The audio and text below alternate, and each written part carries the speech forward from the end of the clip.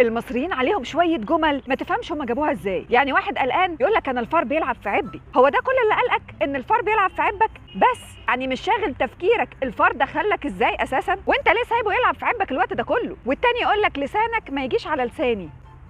طب ما تقول ما يكلمنيش، اسهل وانضف حتى. واحده تانية تطلع تقول لك لا تلقك. ايه تلقك دي؟ ما حدش وضح لحد دلوقتي. ودي نفس فكره بت اما تبتك، هتبتك ازاي ما انتش عارف، بس انت هتتبت. اي تهديد والسلام. واحد تاني يقول لك انا جيت على ملا وشي. ايه ملا وشك ده؟ جيت عليه ازاي يعني؟ انت جاي زحف؟ واحد يبقى نايم في امان الله يتقال عليه ده بياكل رز بلبن مع الملائكه. مش رز بس، رز بلبن. انت متاكد يا ابني انك شفته مع الملائكه؟ ده كده نايم في الابوار. مش معنى رز بلبن يعني، ليه ما تبقاش مهلبيه؟ والتاني يقول لك انا هخطف رجلي بسرعه اجيب حاجه واجي. انا لحد دلوقتي مش قادره استوعب سيناريو الخطف بتاع رجله ده هيحصل ازاي. وتبقى قاعد مع واحد لا بيك ولا عليك، فجاه يقول لك انا هاخد بعضي وامشي. تاخد بعضك منين؟ ما بعضك معاك اصلا. هو انت قاعد ازاي يا عم؟ وكله كوم، والجمله اللي جايه دي كوم تاني خالص. انا همشي ومش هتعرفوا لي طريق جره. انا نفسي افهم الطريق ده فين على الخريطه. مفيش حد يعرفه غير الامهات. تقولش عاملين مخبأ سري هناك؟ انا نفسي اشوف اللي عمل الطريق ده، المحه بس. دوخنا كلنا وراه ابن اللذينه.